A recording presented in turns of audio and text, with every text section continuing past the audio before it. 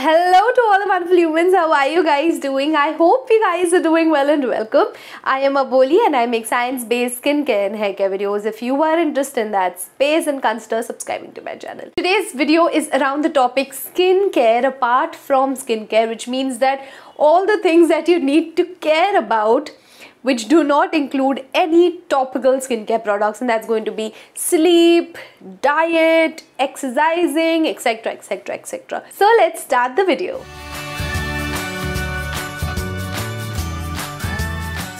I'm going to start with two things that affect me the most, and that is stress and bad sleep. First, let's talk about stress because if I explain the pathways around stress, it will be easier to understand how sleep affects acne. Okay, so what is stress? Stress is any physical, emotional or psychological strain. Now this strain is something that body considers as an external pressure or an external stress. So what does body do in this situation? According to our body, this is an emergency situation, or this is a situation that body needs to fight. This is not a typical strain that body would expect on itself. So body has its own defense mechanism and they are called as stress hormones. Now these hormones are what cause all the stress related problems that we see, and they are cortisol and adrenaline. We all know what adrenaline is, and we all know we get that adrenaline rush when we are in like a stressful situation or in a situation where we don't know what's going to happen and we have that apprehension. Our heartbeat increases, sometimes we start sweating, and that is body's response to that situation. Then we have cortisol. Cortisol is also a stress hormone, and cortisol is what causes all of the skin related problems. What cortisol does, it increases the production of sebum, and we know when sebum increases, the oxidation of sebum happens. There can be clogged pores because of increased sebum, and ultimately we can get a lot of acne. Now this is how you get acne if you are in a stressful situation. Now there's acute and chronic stress. So what happens is, when you are in a stressful situation, your body shoots up the secretion of these stress hormones. It shoots up and then it goes down to baseline, and then your normal functions can happen. But when you're in chronic state, it never really goes down to the baseline. What happens is body shoots up the stress hormones, but it never goes to the baseline. Like this is baseline, stays here. Then you again get stress and body produces these stress hormones. Again, it does not go to the baseline. It's only till here. Then it goes again, it's only till here. So now your body is perpetually in the state of emergency because it does not go to the baseline. Cortisol and adrenaline are constantly being secreted, and that can cause a lot of problems, and acne is a smaller problem when it comes to the whole body if you look at it. But because I'm going to only talk about acne, I'm going to tell you what happens with acne. Now these things shouldn't be taken lightly. If you don't have a self mechanism to reduce stress, then you need to talk to a professional, because it is very important that we keep these stress hormones at bay or at baseline. I'll tell you what helps me is just simply talking to my family members, eating good food. Sometimes exercising also helps me. Staying around dogs definitely helps me, and sleep helps me with my stress. So yeah, these are the things that help me, and I feel that this is very important to talk about, and hopefully you guys would take this step and develop your coping mechanisms. Now next, let's talk about sleep, and this is one factor that affects my skin the most, and it's immediate. If I don't get a good night's sleep, the next day you can just take a look at me and you would know that I had a bad night's sleep. So the few things that you can see is dullness, increase of dark circles. My hyperpigmentation also increases if I don't get a good night's sleep. If I sleep really late, then I also get acne, like those painful bumps. Now let's talk about sleep and how it affects, what's the pathways. First and foremost, it is the same thing that we have spoken about, and that is the stress hormones. So what happens is, when you sleep really late at night, it is a strain for your body, because that is not the normal mechanism that your body expects, and that is why it releases stress hormones to deal with it. Again, release of cortisol. It's going to be the same thing again. Proliferation of sebocytes, increase of sebum production, increase of inflammation, increase of acne. The second thing how sleep affects is we know that when we sleep, our body repairs and rejuvenates us. That is why we sleep so much when we are sick, because that's body's way to conserve energy and to repair. Body also produces a lot of growth hormones when we are sleeping. That is why it's very important to get a good night's sleep, and 6 to 8 hours is something that you should give yourself. There are many studies that I read about, meta-analysis in fact, that have a correlation of sleep deprivation with acne risk and sleep deprivation and stress. So it's important that you take a good night's sleep, and of course there are so many hours, 15 to 16 hours apart from sleeping, that you can be extremely productive with. So do not compromise on your sleep. Okay, the second thing that can happen with sleep is increase of inflammation. So inflammation is body's defense mechanism again. It is body's defense mechanism to heal a wound or to heal an infection. Whenever you get hurt, you see there's swelling around that particular area. So that is local inflammation that happens, so that body can rush the blood there. We need WBCs to fight with infection, and that is inflammation. Now, inflammation should be kept under control, because inflammation and infection can have a cycle in itself where there is more blood, so more bacteria or more infection, and then again body is going to give more blood, there's going to be more redness, more swelling, and that can be a cycle. That is why doctors prescribe anti-inflammatory medicines to break that cycle, so that the swelling and redness can go down, and the healing that happens is in a more controlled fashion. The same thing happens on your face.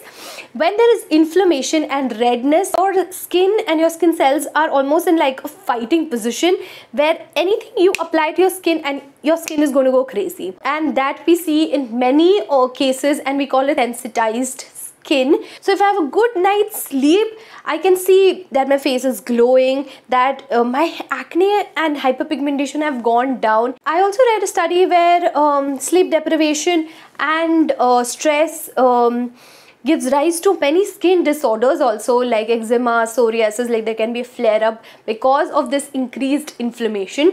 So if you suffer from these stress related eczema, it's important that you keep your stress limited and you increase your sleep or the quality of sleep. Let's move on to the next, and I think this is one of the most important, and I know you guys are waiting for it, and that is diet and how diet affects acne. Now before I start, I want to tell you guys that I'm a physiotherapist and I'm also a certified nutritionist, and I'm also a person who absolutely loves to eat food and to experiment with food. I love cooking, I also love eating. So when I had acne, I used to get very irritated. In fact, I used to get very sad also when people used to tell me that, oh, you should stop eating this or stop eating that. It really affected me because I draw pleasure from food. So drawing from my personal experience, I would like to tell you guys that please do not advise people to leave something, or not to eat this or not to eat that, or to do something which is related to food, because you don't know how that person's relationship is with food, and it can cause many problems. I don't think people realize this, but it's not a joke when people say that they get eating disorders because how people react to them and their relationship with food. I see so many people who reply on my comment section to other people who say they're suffering from acne, to leave a particular food group, to stop drinking milk, or to stop eating a particular food group like carbs, etc. All I want to tell them is, don't say this. If you really want to put across this point, then ask them to identify if they have any trigger foods that can trigger their acne. If that is the case, then it's their choice to eat or to not eat those particular food groups. Instead of directly telling them to stop eating something, it's important to understand, does diet actually affect their acne or not? Because for me, diet does not affect my acne at all. Like, I can drink a full liter of milk and it will not give me acne. Now that I've said this, let's talk about what science says. According to science, there is a correlation of dietary intake and acne risk. Okay, it's acne risk and not occurrence of acne. There's a huge difference. Okay, so let's talk about the first food group, and that is dairy.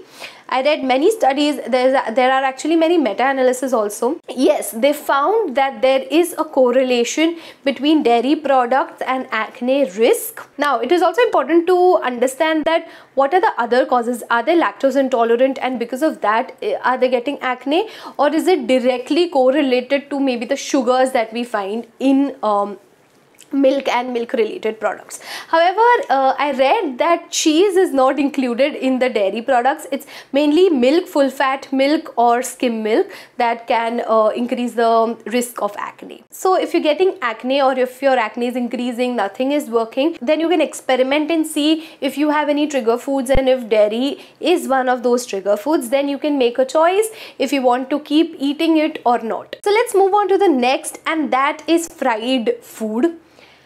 Now, fried food directly does not cause any acne. Let's just say that, let's just put it out there that fried food directly do not give you acne. Okay, there can be some anecdotal evidence that after eating fried food one breaks out. Yes, that is possible, and direct correlation has not been found in studies. Okay, now let's talk about glycemic load. Glycemic load is how much carb content the product that you're eating has, and it tells us how much blood sugar glucose increases after eating that particular product. Blood glucose levels or blood sugar levels are important for us because when sugar in blood increases, your healing becomes slower, like we see in diabetic patients or pre-diabetic conditions, and it also increases inflammation, which we've already spoken about. Now, what happens is when you eat something which is sugary in nature, it increases your blood sugar level, obviously. Then insulin is released to keep the blood sugar level in control. But what happens is sometimes we get insulin resistance because of, again, lifestyle factors and dietary factors. And because there is insulin resistance now, there is nothing in our body to control the blood sugar levels. And that is a pre-diabetic condition which needs to get under control, because you do not want to fall into the pre-diabetic condition. That is why many people who have PCOS or PCOD are in this pre-diabetic condition, because they get insulin resistance, and we don't want that. So you guys must have guessed, yes, eating a lot of sugar or sugary food unfortunately increases blood sugar level, and it can also increase the risk of acne, and it can increase inflammation in your body. And yes, that is a major trigger food for many people. So what is the solution? The solution is not to completely eliminate sugar from your food unless you have a disease, like you are in a pre-diabetic condition. In that case, you need to treat it, so you need a harsher intervention.